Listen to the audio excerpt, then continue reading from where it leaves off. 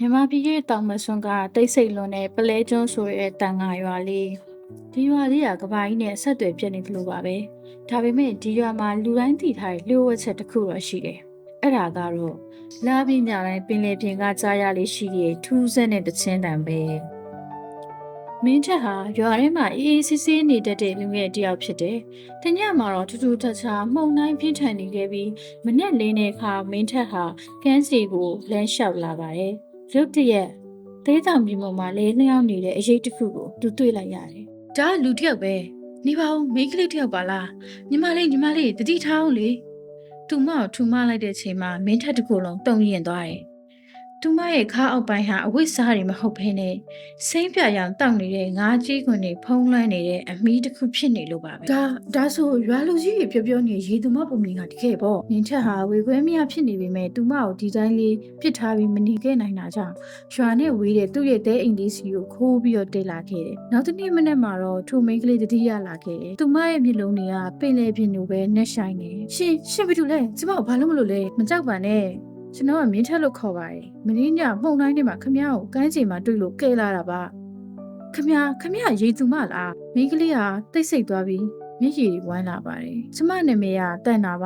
ကျမတို့မျိုးနယ်စုတွေကလူသားတွေနဲ့မပတ်သက်အောင်နေထိုင်ကြတာပါဒါပေမဲ့မင်းညကမှုန်တိုင်းကြောင့်ကျမရဲ့အသက်ဝိညာဉ်ပလေပြုတ်ကျသွားပြီးတန်းတင်လာတာအဲ့ဒီပလဲမရှိရင်ကျမရေထဲပြန်သွားလို့မရတော့ဘူးကိုရဲ့မင်းထက်ကစိတ်မကောင်းစွာနဲ့ဒါဆိုအဲ့ဒီပလဲကိုရှာတွေ့ရင်ခမရပြန်လို့ရမှာပေါ့စိတ်မပူပါနဲ့ကျွန်တော်ခုညီပါမယ်ခမရဒီမှာခဏနားနေရောဒီလိုနဲ့သူတို့နှစ်ယောက်ဟာမင်းထက်ရဲ့တဲ့အိမ်လေးမှာတန်နာဒဏ်ရာတွေပြန်ကောင်းလာတဲ့အထိတူတူနေထိုင်ကြပါတယ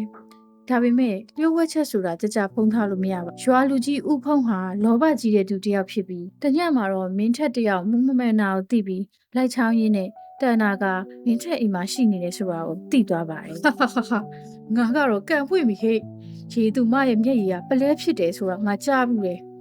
ေပြီးတော့သူ့ကိုမျိုးဝတထေးတွေစီရောင်းစားလိုက်ရင်တော့ငါဖြင့်တသက်လုံးထိုင်စားလို့ရပြီဥပုံဟာရုပ်မာတဲ့အကြံစီနဲ့ပြောလိုက်တယ်ထို့နောက်သူ့ရဲ့လက်ပါစီတွေခေါ်ပြီးမင်းထက်မရှိတဲ့အချိန်မှာတန်နာကိုအသင်းအာဓမဖမ်းဆီးပြီးတော့ပင်လယ်ပြင်ကိုလှေကြီးနဲ့ခေါ်ဆောင်သွားပါတော့တယ်မင်းထက်အိမ်ပြန်ရောက်တဲ့အခါအိမ်ရှိမှာဖျို့ဖျဲဖြစ်နေတာကိုတွေ့လိုက်တယ်ဟေးတန်နာရဲ့ပြန်ထူးတန်ကိုမကြားရတော့ဘူးတန်နာကိုတယောက်ဖမ်းသွားပြီနဲ့တူတယ်တန်နာမင်းကဒီလိုဖြစ်မခံနိုင်ဘူးအဲ့ဒီချိန်မှာမင်းတက်ဟာတောက်ပတဲ့ပလဲလေးတစ်လုံးကိုတွေ့လိုက်တယ်ပလဲဆိုတာရေသူမတွေရဲ့မျက်ရည်ပဲဒါဆိုတန်နာကငိုပြီးတော့လိုက်သွားရတာပေါ့တယောက်ကတော့တန်နာကိုပင်လယ်ပြင်ကိုခေါ်သွားပြီးငါခုပဲလိုက်သွားတော့မယ်မင်းတက်ဟာလှင်ငယ်လေးတစ်စင်းနဲ့ပင်လယ်ပြင်ကိုရွက်လွှင့်နေမူမမဲနဲ့လှေကြီးတစ်စီးကိုတွေ့လိုက်ပါတယ်အနားကိုကတ်သွားတော့လှေကြီးပေါ်မှာဥဖုံကတန်နာကိုနှိပ်စက်နေတာကိုသူမြင်တွေ့ခဲ့တယ်ကဲငိုလေနင်းမျက်ရည်တွေကပလဲဖြစ်မှာမလားငိုရင်တော့နင့်ကိုငါတက်ဖြစ်မယ်ရှင်တို့လူသားတွေကအရန်ကိုလောဘကြီးရမယ်ကျမတို့မျက်ရည်တွေကနာကျင်မှုအတွက်ဆိုရင်ရေသွေးမကောင်းတဲ့ပလဲတွေပဲထွက်မှာချစ်ချင်းမြတ်တာအတွက်ပဲအကောင်းဆုံးတွေထွက်တာအဲ့ဒီချိန်မှာပဲမင်းထက်ကလှေပေါ်ရောက်လာပြီးဥဖုံကနဲ့အပြင်းထန်လုံးထွေးတက်ဖို့ပါတော့တယ်တန်နာကူလာပြီးတော့မကြောက်နဲ့ဥဖုံကမင်းထက်ကိုဓာတ်နဲ့ထိုးဖို့ပြင်လိုက်တဲ့အချိန်မှာတန်နာကဂျားရီကနေဝင်ခံလိုက်ပါတယ်တန်နာစီကထွက်လာတဲ့တွေးဆက်တွေကရေထဲကိုကျသွားတဲ့အခါပင်လယ်ပြင်ကြီးဟာရုတ်တရက်ငြိမ်သက်သွားပါတယ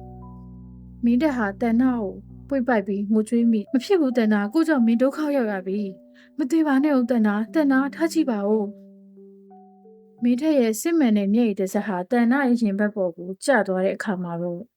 ့အံ့ဩစရာကောင်းတဲ့အလင်းတန်းကြီးတစ်ခုထွက်ပေါ်လာပါတော့တယ်။တန်နာပြောခဲ့တဲ့အသက်ဝိညာဉ်ပလဲဆိုတာတကယ်တော့အပြင်မှာရှိနေတဲ့အရာမဟုတ်ပဲအချစ်စစ်နဲ့တွေ့တဲ့အခါမှာပေါ်လာတဲ့အရာဖြစ်နေပါတယ်။ထို့နောက်မှာတော့ပင်လယ်လှိုင်းလုံးကြီးတွေကစီးမစွာပေါ်ပေါက်လာပြီးဥဖုံတို့လှေကိုရိုက်ခတ်ပါတယ်။အဲ့ဒီအခါမှာအကုန်လုံးကလည်းအကွဲကွဲအပြူပြူတွေဖြစ်လာသွားတော့တယ်။အဲ့ဒီအခါမှာတော့အကုန်လုံးကလည်းအလဲလဲပြူပြူတွေဖြစ်ပြီးမင်းထက်နဲ့တန်နာတို့ကတော့ပြင်းပြလေးတစ်ချက်ပေါ်မှာပါသွားကြပါတယ်။လှိုင်းတွေငြိမ်သက်သွားတဲ့အခါမှာတော့မင်းထက်နဲ့တန်နာတို့ဟာကန်းစီမှာဘေးကင်းစွာရောက်နေပါတယ်။ဒါပေမဲ့ထူးခြားတာကတန်နာရဲ့ငါးမီဟာလှပတဲ့ခြေထောက်နှစ်ဖက်အဖြစ်ပြောင်းလဲသွားပါတယ်။မင်းထက်ကအံ့ဩသလိုတန်နာကိုကြည့်လိုက်ပါတယ်။အဲ့ဒီချိန်မှာတန်နာကအကိုမင်းထက်ပလဲကကျမကိုရွေးချယ်မှုတစ်ခုပေးလိုက်တယ်။ပင်လေထဲပြန်မလားလူသားတစ်ယောက်ဖြစ်နေမလားဆိုတာပါပဲ။ကျမကတော့အခုနားမှာနေဖို့ဆုံးဖြတ်လိုက်ပြီ။မင်းထက်ကဝမ်းသာအားရတန်ဖြစ်တကယ်လားတန်နာ